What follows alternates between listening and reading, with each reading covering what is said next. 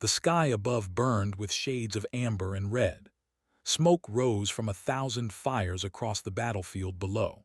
Crouched on the cliff edge, her silver eyes scanning the wasteland through her scanner. She had been watching this sector for 3 hours now, waiting for patrols to pass through. The war had turned this beautiful planet into ash and ruin. Her people, though, had been fighting the Empire for 2 years. Every day brought new death. Every night brought new orders. Never questioned them. Questions were inefficient. Emotions were weaknesses. This was what her trainers had taught her since childhood. A sudden explosion made her look up. A ship was falling from the sky, trailing black smoke. It was small, not design. Not either.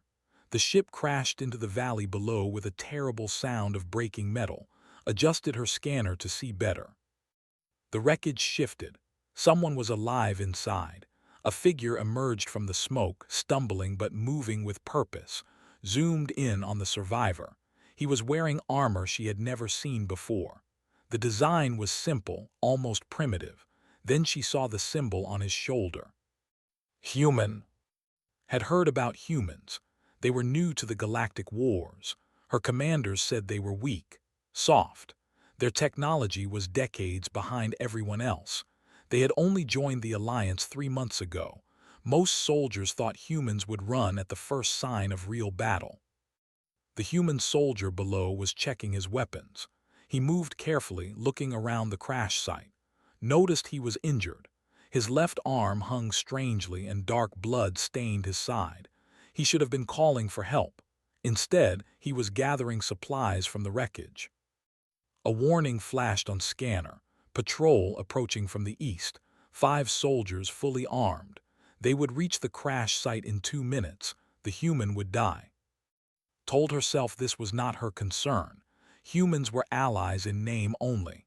Her mission was to observe and report, not to interfere. She should let nature take its course. One less soldier meant nothing in a war this big. But she kept watching. They reached the crash site. They spread out in standard formation, weapons ready. The human saw them coming.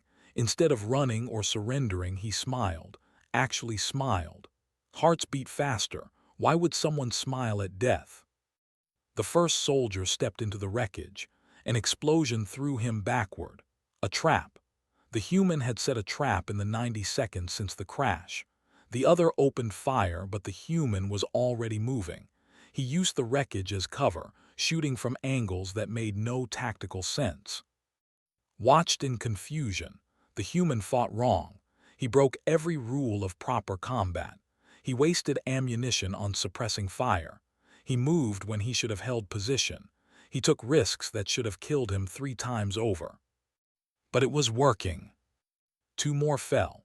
The human rolled behind a piece of the ship's wing, reloaded his weapon without looking at it, and threw something small. It bounced off a rock and landed perfectly at the feet of the 4th. Another explosion. Now only one remained. The largest one, a squad leader by his armor markings. He charged at the human's position, roaring a battle cry. The human stood up to meet him. They collided. The was bigger, stronger. He should have won. But the human fought with something had never seen before. Desperation mixed with determination mixed with something else. Something wild. He used his broken arm as a weapon, smashing it into this face. The pain must have been terrible, but the human's expression never changed. The leader threw the human to the ground. He raised his weapon for the killing shot. Found herself moving before she thought about it. Her rifle fired once. The leader fell. Silence filled the valley. Hearts were beating in patterns they had never made before. Her medical implants sent a warning message she ignored. She climbed down from the cliff, her movements automatic. The human was standing now, staring at her. His face was covered in blood and dirt, but his eyes were clear. Brown eyes, noticed. She had never seen brown eyes before. All had silver eyes. They had yellow, but brown was warm. That was the word that came to her mind, though she did not understand why. "Thank you," the human said. His voice was rough from smoke and pain. Then he spoke again and realized he was trying to speak. The words were broken, his accent terrible, but he was trying. I'm a human name, had never cared about names before. Soldiers were identified by rank and number. Names were personal, and personal things were inefficient. She heard herself say, Scout, 3rd Division. Smiled again. Despite his injuries, despite being alone on an alien world, despite nearly dying moments ago, he smiled. Nice to meet you.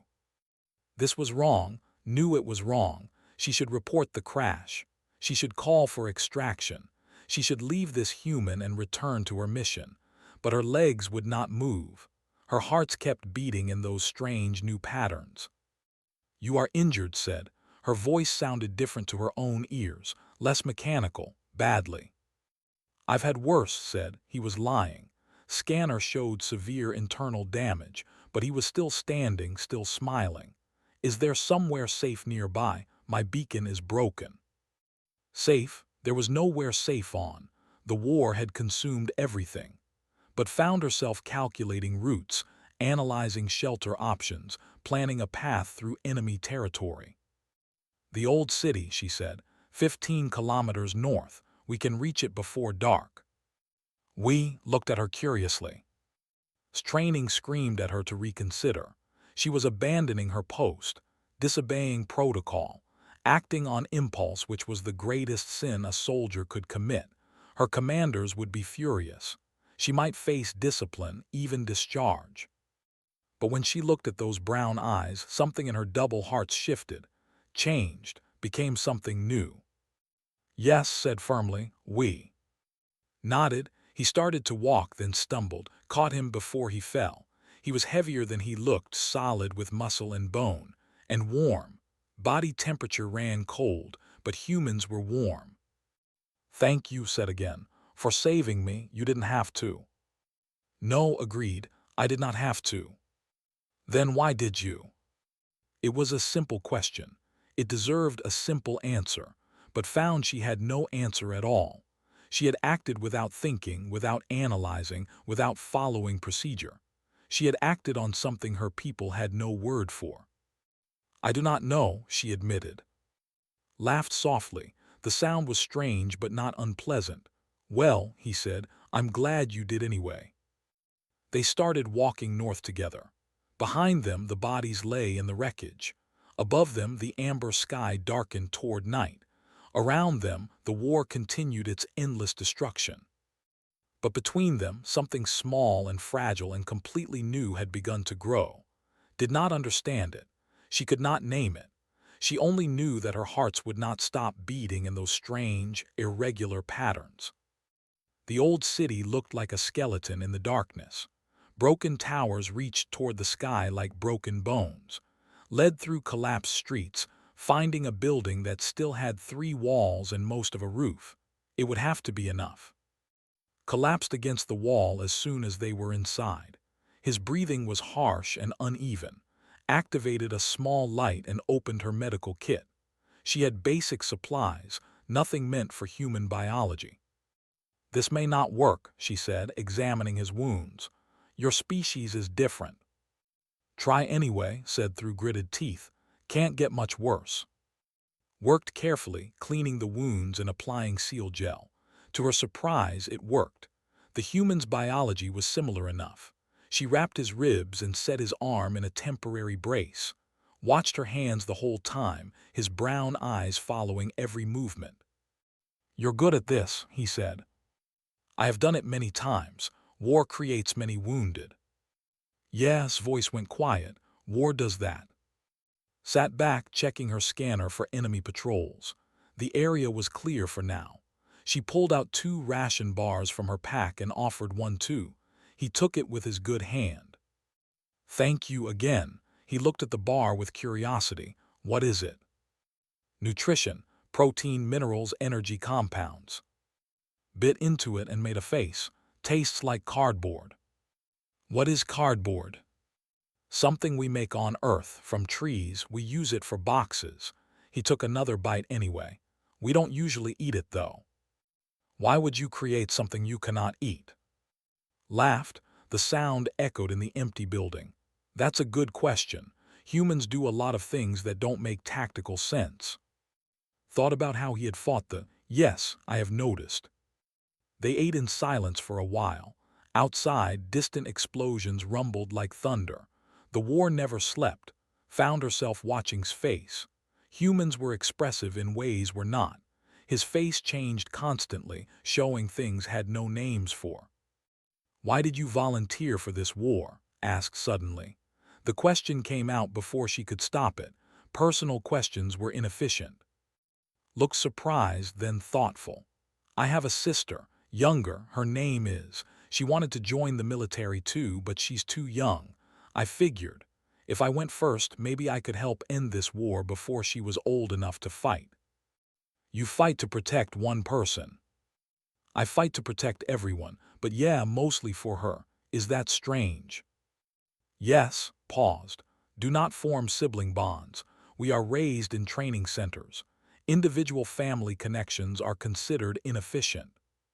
Stared at her. You've never had a family. I have a division, a squad, a command structure. That's not the same thing. Why not? They serve the same function. Unit cohesion, mutual support, shared purpose. Shook his head slowly.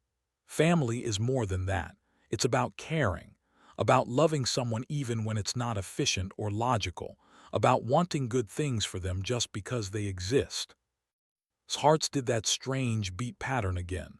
Her medical implant flashed another warning. She was starting to hate that implant. What is loving? She asked. The question seemed to shock. He opened his mouth, closed it, then opened it again. That's hard to explain.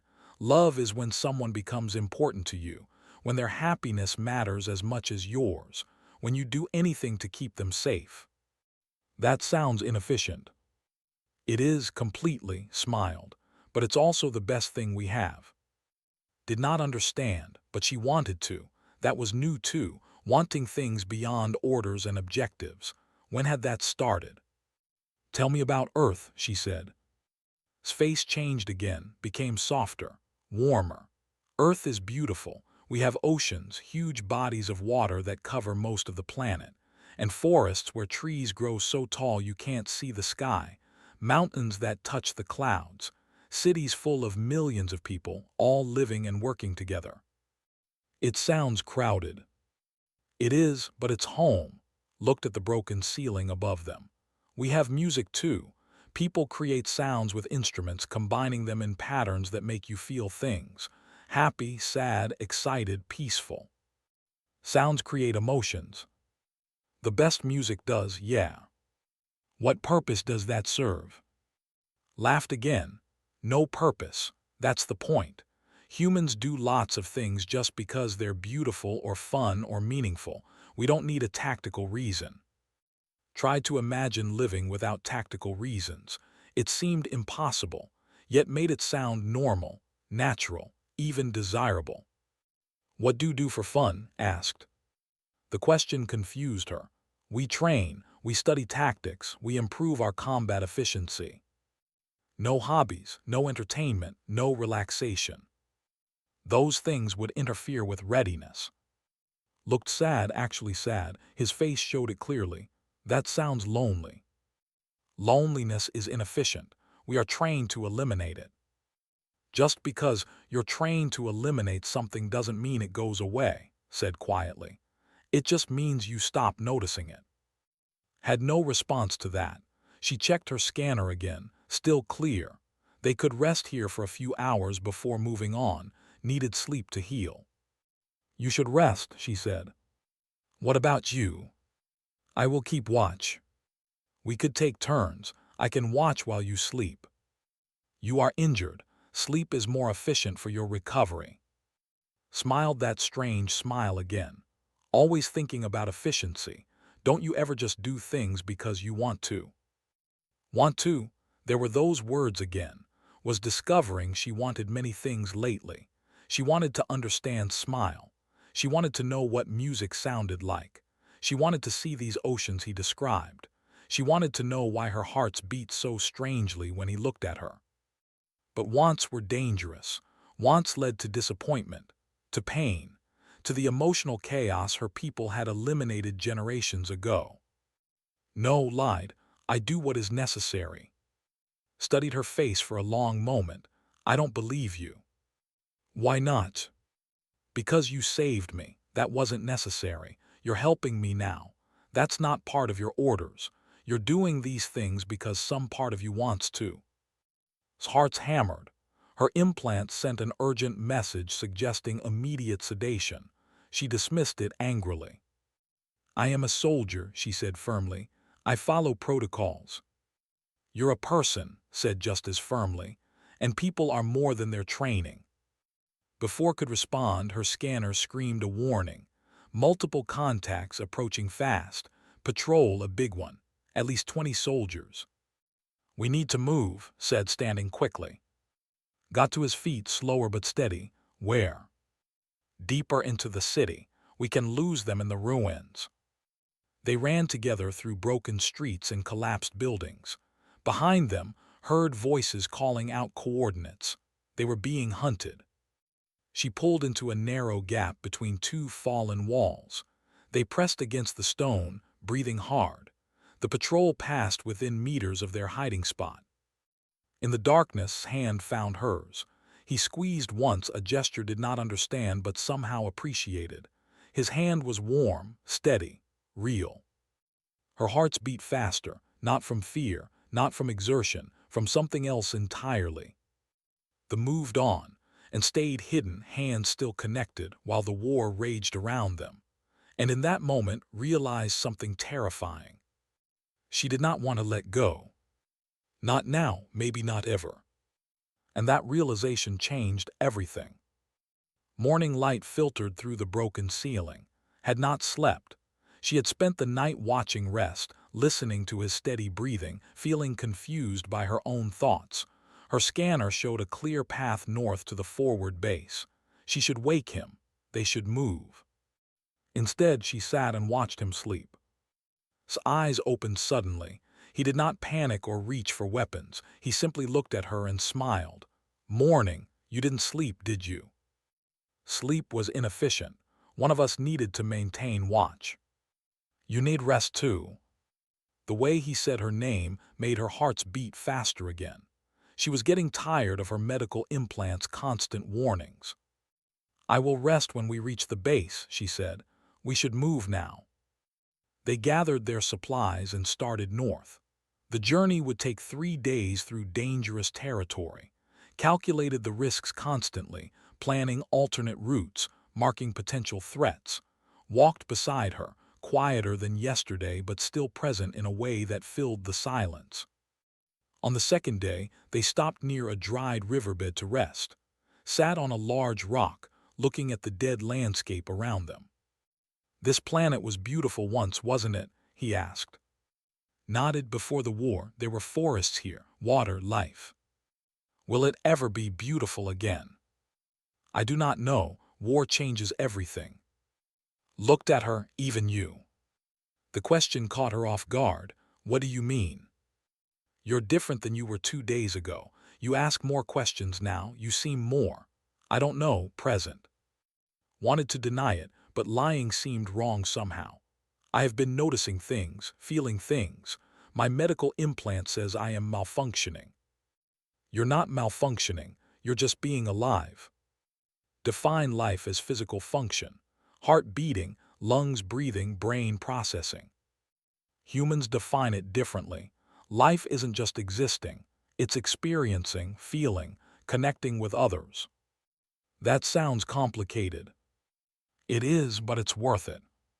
Thought about this while they walked. Worth it. Another concept that made no tactical sense, yet seemed certain. That evening they heard voices. Not civilians. Scanner showed a group of about 30 people hiding in a cave system, mixed species, mostly refugees. We should avoid them, said. Civilians slow movement and compromise operational security. But was already walking toward the caves. Followed, confused. Inside she found families huddled together, elderly, children, wounded. They looked terrified when she entered with her weapon. Raised his hands in a peaceful gesture. He spoke in trade language, explaining they meant no harm. Slowly, the civilians relaxed. What happened next amazed, shared his rations with the hungry. He used his medical supplies on the wounded, even though his own injuries still needed care. He played with the frightened children, making them laugh despite everything. Watched from the cave entrance. This made no sense. These people could not help them. They provided no tactical advantage. Helping them actually created risk. Yet did it anyway. A small child approached. She looked up with large eyes. "Are you a soldier?" "Yes." "Are you going to hurt us?" "No." The child seemed to consider this. Then she took his hand. Her small fingers were warm and trusting. "Thank you for protecting us." His heart stuttered. The child thought she was protecting them, but had not done anything. She had been ready to leave them behind. She looked at who was bandaging an elderly man's leg. He looked up and smiled at her. That same warm smile that made her heart's beat wrong. Knelt down to the child's level. "What is your name?" "Lyra." "Hello, Lyra, I am. Are you going to win the war?" Such a simple question from such a small person. Had never thought about winning before. Only surviving. Only following orders. Only completing missions. "I will try," heard herself say. Lyra smiled and hugged her. Stood frozen, unsure what to do. Hugging was not part of her training. But slowly, carefully, she put her arms around the small child. It felt strange, uncomfortable, completely inefficient. And somehow it felt right. That night the refugees shared their fire. An older woman sang a song in a language did not know. The melody was sad and beautiful. Found herself listening intently. "This is music," said softly, sitting beside her. "What do you think?" "I think I understand now why you create sounds." "Yeah. It makes me feel things I have no words for." Nodded. "That's exactly what music does." Later, when the refugees slept and sat under the stars, the night was quiet except for the distant sounds of war. "Why did you help them?" asked. "They cannot help us. They slow our journey. They increase risk." "Because they needed help. That's reason enough." "But what do you gain?" Looked at her seriously. "Not everything is about gain. Sometimes you do things because they're right. Because someone is suffering and you can ease that suffering. Because we're all connected in ways that matter more than tactics or strategy." "My people do not think this way." "I know, but you're thinking this way now, aren't you?" Looked at the sleeping refugees. At little Lyra, curled up against her mother. At the elderly man whose leg had saved. At all these lives continuing because someone chose to help instead of walking away. "Yes," she admitted, "I am thinking this way." "How does it feel?" His medical implant was screaming constant warnings now. Her heart rhythms were completely irregular. By standards, she was deeply malfunctioning. "Terrifying," she said honestly, "but also, I do not want it to stop."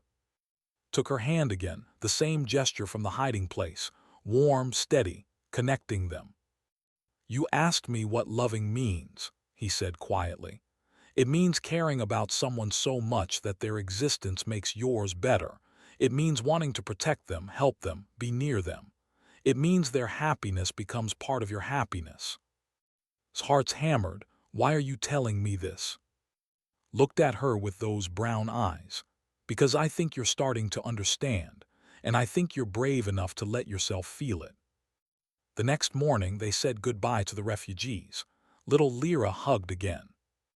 "Will I see you after the war?" she asked.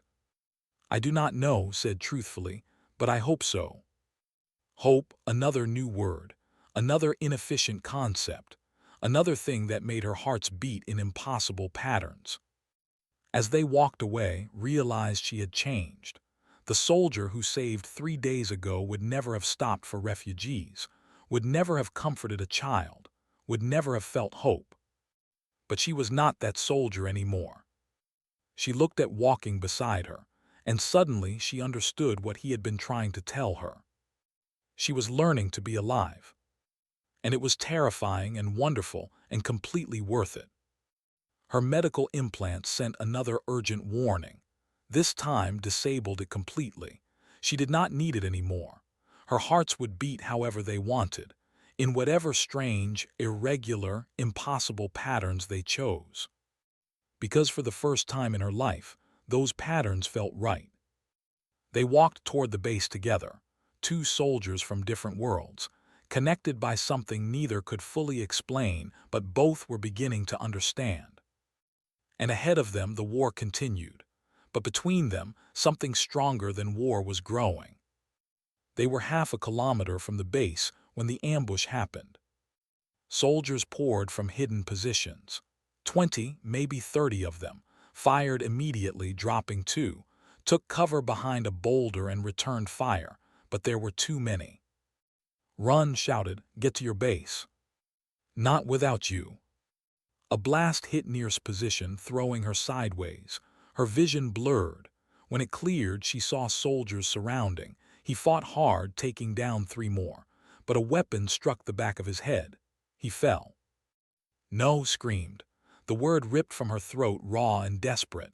She had never screamed before, did not scream. She fired wildly, trying to reach him, but more kept coming. Hands grabbed her, her own squad pulling her back. "Let me go," she shouted in. "He is there, is there." "The human is lost," her squad leader said. "We must retreat." "No, I will not leave him." "That is an order, Scout." Fought against her own people. She had never disobeyed an order before, but she could not stop, could not think, could only feel the terrible pain of watching them drag away. They retreated with their prisoner, watched them disappear into the wasteland. Something inside her broke, shattered, became sharp edges that cut from within. At the base, her commander questioned her. Where had she been? Why had she abandoned her post? Why was she with a human? Answered mechanically, but inside she was screaming. "The human is a prisoner now," the commander said. "This is unfortunate but acceptable. Alliance casualties are expected. We must rescue him." The commander looked at her strangely. Rescue operations for single soldiers are not cost-effective, especially for humans.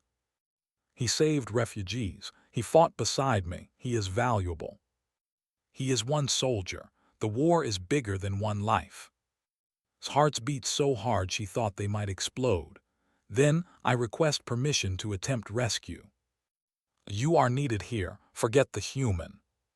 Forget, as if forgetting was possible, as if she could stop seeing his smile, stop hearing his voice, stop feeling his hand in hers. That night made a choice. She stole weapons, stole supplies, disabled her tracking beacon, and walked away from everything she had ever known. She was deserting. The punishment would be severe. She did not care.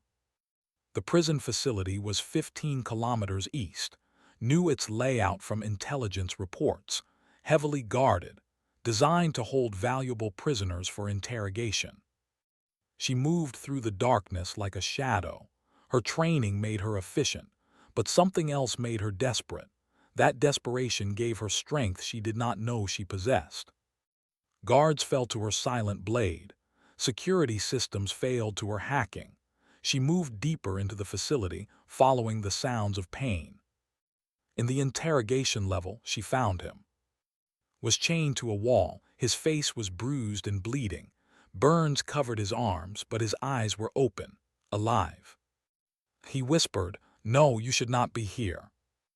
"I am here anyway." She worked on his chains with her tools. "We are leaving. They will execute you for this. Desertion during war." "I do not care." Listen to me." "No, you listen." She got the first chain open. "You told me that loving means wanting to protect someone, means their existence makes yours better. You were right. I understand now." The second chain fell away, stared at her. "I love you," said. The words felt strange in her mouth. Foreign, true. "I do not understand it completely. I cannot explain it tactically, but I know it is real, and I will not leave you here." His eyes filled with water. Tears, she remembered. Humans leaked water when emotions were strong. "I love you too," he said. Alarms screamed. Soldiers rushed toward them, pulled to his feet, and they ran together through the facility. She fired behind them, clearing their path, was weak but moved anyway, trusting her completely. They almost made it outside. A blast hit from behind. He fell hard, turned and saw the soldier aiming for a second shot. She threw herself in front of, but he moved faster, pulling her down. The blast hit him instead, tearing through his chest. No, caught him as he fell. His blood was everywhere, too much blood. No, no, no. "It is okay," whispered. His voice was fatting. "You tried, that matters. You cannot die. I will not allow it." He smiled weakly. "Not your choice." Squad appeared suddenly, firing at they had followed her, disobeyed orders to help her, but they were too late. "Get them out," someone shouted. Carried through the chaos, his blood soaked into her armor, his breathing became slower, weaker. At the base, medics rushed forward. They examined quickly. Their faces showed what already knew. "His biology is too different," the head medic said. "Our technology cannot help him. I am sorry." "There must be something." "There is one possibility. Experimental, dangerous. It has never been tested on cross-species subjects." "Tell me." The medic explained. "Could share bioelectric energy through their double hearts. In theory, could sync her heart rhythms with stabilizing him long enough for his body to heal. But it might kill them both.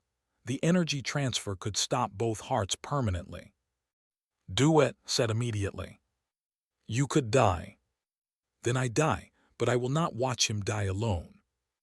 They connected her to through medical cables. The medic activated the system, felt her heart slow, matching to his failing rhythm. Pain exploded through her chest. It felt like fire and ice together. Her vision darkened. She could hear the medics shouting, but their voices seemed far away. Then she felt something else.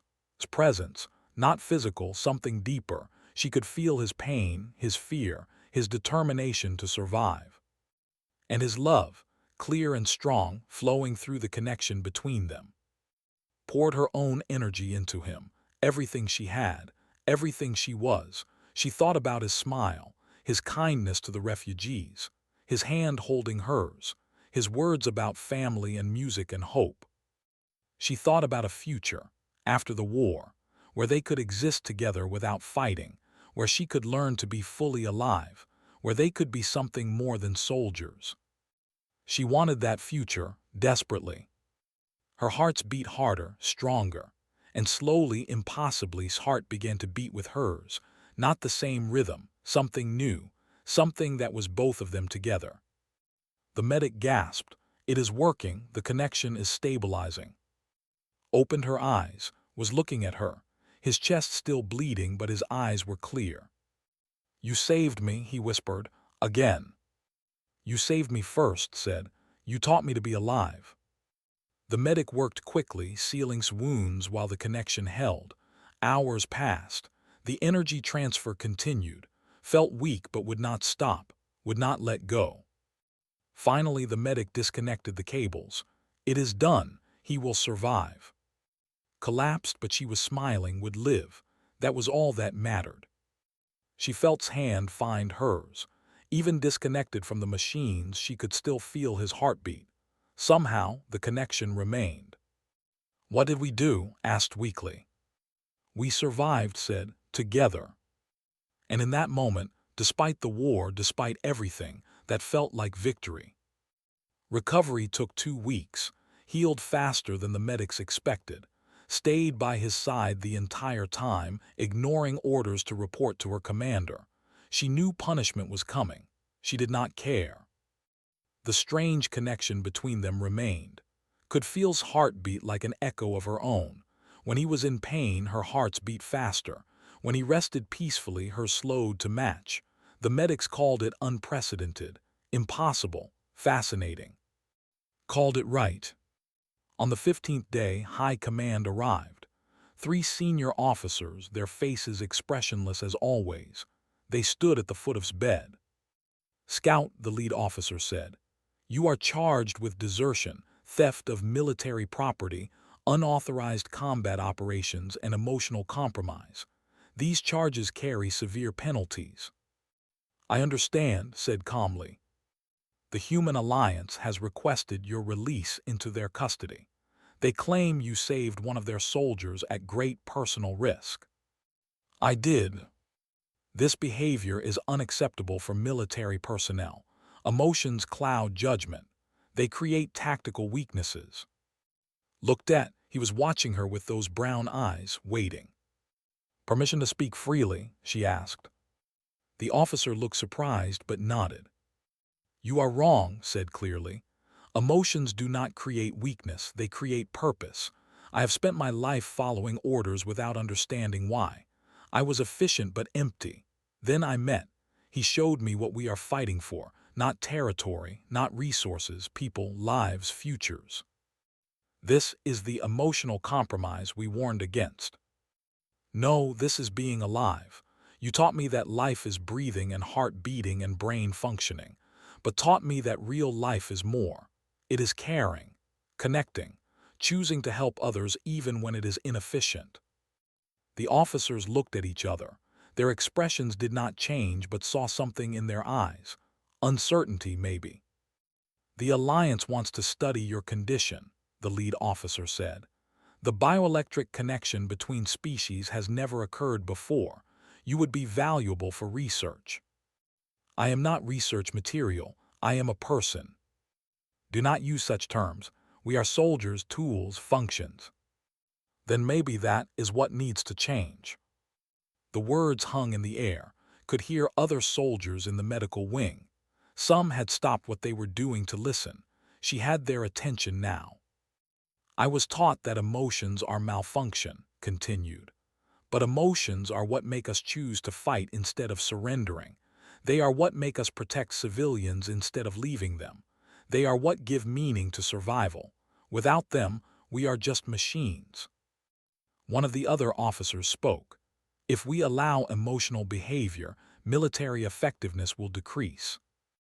"Will it?" gestured two. "I fought harder to save him than I have fought for any tactical objective. I overcame a facility alone because I had something to fight for. Is that weakness?" The officer had no response. The lead officer studied for a long moment. "The Human Alliance has offered you sanctuary on Earth. You would be free there, but you would never return to, never serve with your people again."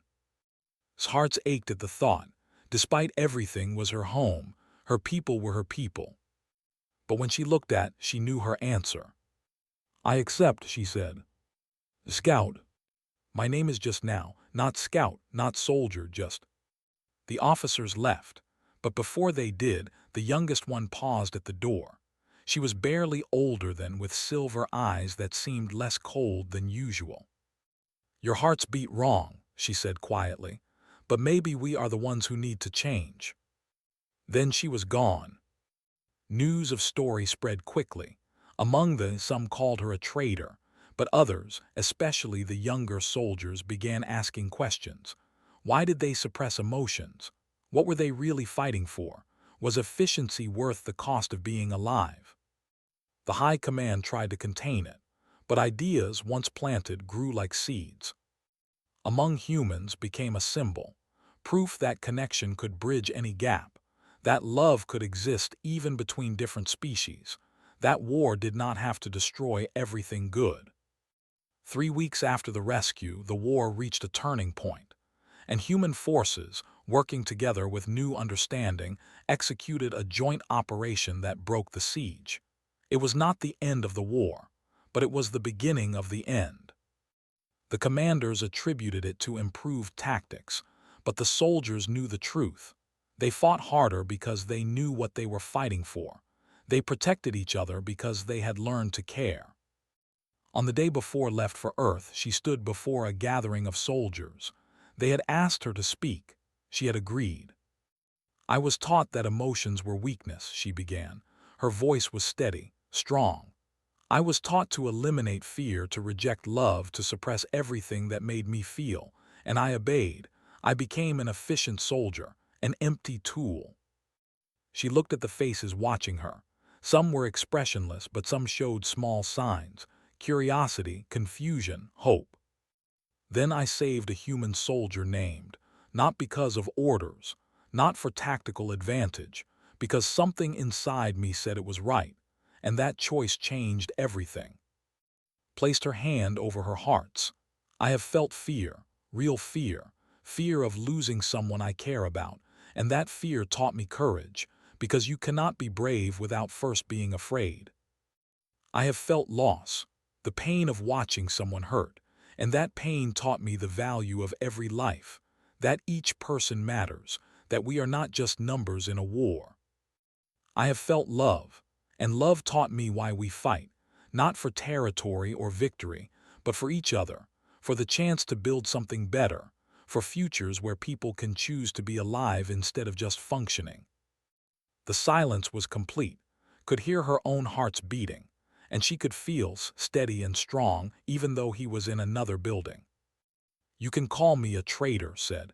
You can call me malfunctioning. You can say I have failed but I have learned something more important than any tactical lesson. I have learned what it means to truly live. And I hope someday you will learn it too. She walked away from the podium. As she did, she heard something, a sound she had never heard from soldiers before. One person was clapping, then another, then more. Not all of them, not even most, but enough to matter, enough to plant seeds. Found waiting outside, he smiled when he saw her. Ready? He asked. Yes. They boarded the transport together. Earth was 3 weeks away, had no idea what waited there. She had never seen an ocean, never heard real music, never experienced any of the things described. But she was not afraid. She had hope. She had a future to discover. As the ship lifted off, looked back at her home planet, wounded and broken by war, but healing, slowly, because some people were learning to care. What are you thinking? Asked. Took his hand. Their hearts beat together, that impossible rhythm that should not exist but did anyway. I am thinking about a child named Lyra, about refugees who needed help, about soldiers who are learning to feel, about all the people we fought for. And I am thinking that maybe emotions are not weakness after all. Maybe they are the strongest thing we have. Squeezed her hand. Welcome to being human. Smiled. It still felt strange on her face, but it felt good too. I am not human, I am. You're both. You're something new, something that bridges the gap between worlds. Looked at the stars ahead. Somewhere out there was Earth, home to oceans and music and all the beautiful, inefficient things that made life worth living. Tell me about Earth again, she said, about the oceans. His eyes lit up. They're vast, blue and green and always moving. The water touches the shore in waves over and over like a heartbeat. Like a heartbeat, repeated softly. She closed her eyes and felt it. 2 hearts beating as one. Human and different species, different worlds, different ways of thinking. But connected by something stronger than any difference. Something that made the impossible possible. The war would continue. Battles would be fought. Soldiers would fall, but change had begun. And change, once started, could not be stopped. Had stepped onto a battlefield and saved a human soldier. That simple choice had created ripples that spread across worlds. And now, flying toward a future she could not predict, understood the most important lesson of all. She had learned to be alive. And being alive meant feeling everything, good and bad, painful and beautiful, efficient and utterly wasteful. It meant loving someone enough to risk everything. It meant choosing connection over isolation. It meant having a heart that beat in rhythms no one could predict. And it was worth it, every impossible, inefficient, wonderful moment of it. Looked at and saw her future reflected in his brown eyes, a future of discovery and learning and growing together. A future where 2 hearts beat as one. a future worth fighting for, and for the first time in her life, knew exactly what she wanted. She wanted to live truly live, and she wanted to do it with him. And for the first time in her life, she did not want them to stop.